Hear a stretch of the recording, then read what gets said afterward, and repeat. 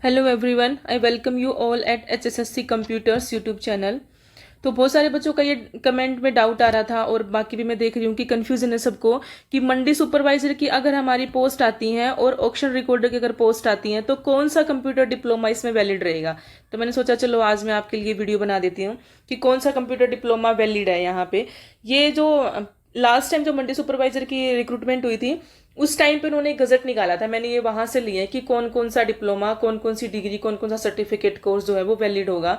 तो चलिए मैं आपको बताती हूँ कौन कौन सा होगा। तो सबसे पहले मैं बात करती हूँ ग्रेजुएशन एंड पोस्ट ग्रेजुएशन की। तो ग्रेजुएशन एंड पोस्ट ग्रेजुएशन में वो सारी डिग्री वैलिड हैं जो आपने कंप्यूटर से कर रखी है। जैसे कि मैं सबसे पहले एग्जाम्पल दूं, अगर आपने इंजीनियरिंग कर रखी है, अगर आपने इंजीनियरिंग कर रखी है, इंजीनियरिंग में मान लो आपने बीटेक कर रखी है, बीटेक आपने कंप्यूटर साइंस से कर रखी है, तो आपको कोई एक्स्ट्रा सर्टिफिकेट कोर्स करने की नीड नहीं है, आप वैलिड हैं।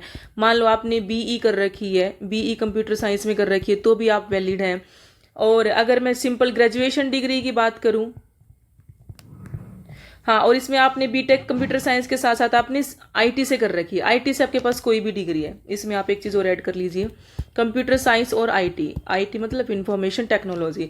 ग्रेजुएशन में अगर आपने बीएससी कर रखी है किससे, कंप्यूटर साइंस से, अगर आपने बीएससी कर रखी है कंप्यूटर साइंस से तो भी आप इसमें वैलिड हैं। और इसके बाद आपने जैसे एमएससी कर रखी है बीएससी के बाद कंप्यूटर साइंस में, तो भी आप वैलिड हैं। एमएससी के साथ साथ अगर मैं आपको कहूँ कि आपने एमसीए कर रखी है, computer master in computer application, तो भी आप इसमें वैलिड हैं।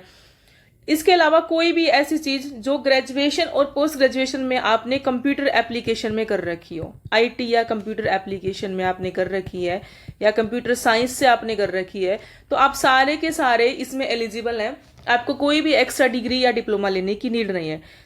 कंप्यूटर से रिलेटेड कोई भी डिग्री है, आईटी से रिलेटेड कोई भी डिग्री हो आपके पास, ठीक है, बीएससी हो, एमएससी हो, एमसीए हो, बीटेक हो, बीई हो, कंप्यूटर साइंस में और इंजीनियरिंग में जो भी है, ग्रेजुएशन और पोस्ट ग्रेजुएशन सारी की सारी डिग्रीज में एलिजिबल है, ठीक है। अब मैं वो डिप्लोमा की बात करूंगी तो थी डिग्री, और अब मैं बात करती हूँ डिप्लोमा, कौन कौन से डिप्लोमा जो है इसमें वैलिड माने गए हैं। तो सबसे पहले डिप्लोमा है computer operator and programming assistant. अगर आपने ये सारे 1 ईयर डिप्लोमा है, 1 ईयर डिप्लोमा है,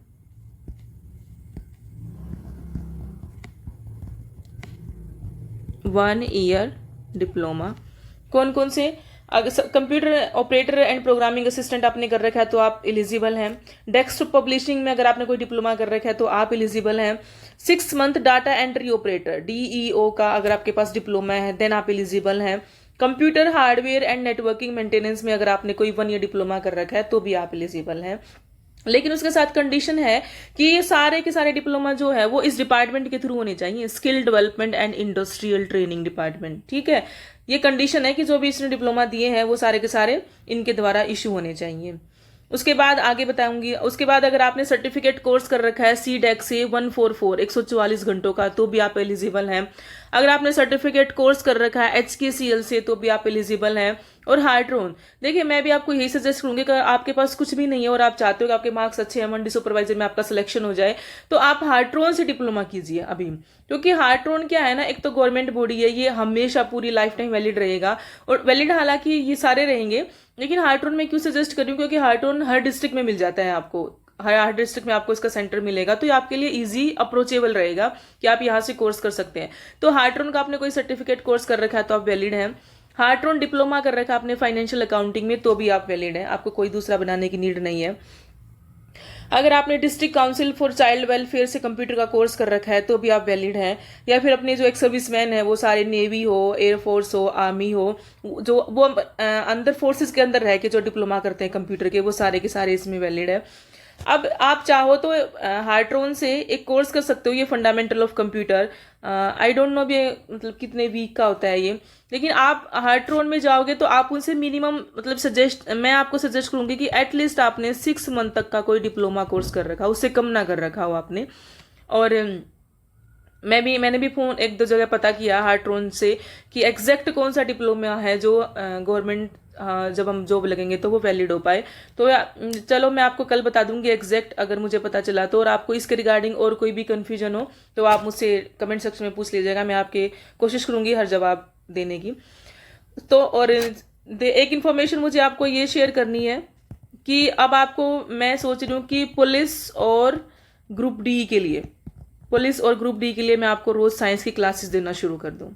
ठीक है, तो अब आपको कल से हरियाणा पुलिस और ग्रुप डी की साइंस की क्लासेस मिलना शुरू हो जाएंगी। अब मैं साइंस की क्लासेस को शुरू कर रही हूँ और कंप्यूटर की जो सीरीज़ है वो हमारी कंटिन्यू रहेगी। आज मैं किसी काम से बाहर थी, 5 बजे तक तो ऑफिस होता है, उसके बाद बाहर थी, तो मैं आज वीडियो रिकॉर्ड नहीं कर पाई, तो सोचा चलो आपको एक कोर्सेज के बारे में थोड़ा कन्वे कर दूँ और ये इन्फॉर्मेशन दे दूँ कि कल से आपको ग्रुप डी और पुलिस की साइंस जो है वो यहाँ मेरे चैनल पर मिल जाएगी। क्योंकि साइंस में क्या है ना, 1 लाइनर आते हैं ग्रुप डी में, मैंने देखा है। ठीक है, और 1 लाइनर मेरे पास बहुत ही अच्छे नोट्स हैं, मैं आपको पढ़ाऊंगी तो आपको डिफरेंस महसूस होगा। तो मैं अब कंटिन्यू करूंगी आपकी साइंस की सीरीज, ठीक है, और कंप्यूटर की सीरीज कल से आपको क्लासेस मिलनी शुरू हो जाएगी।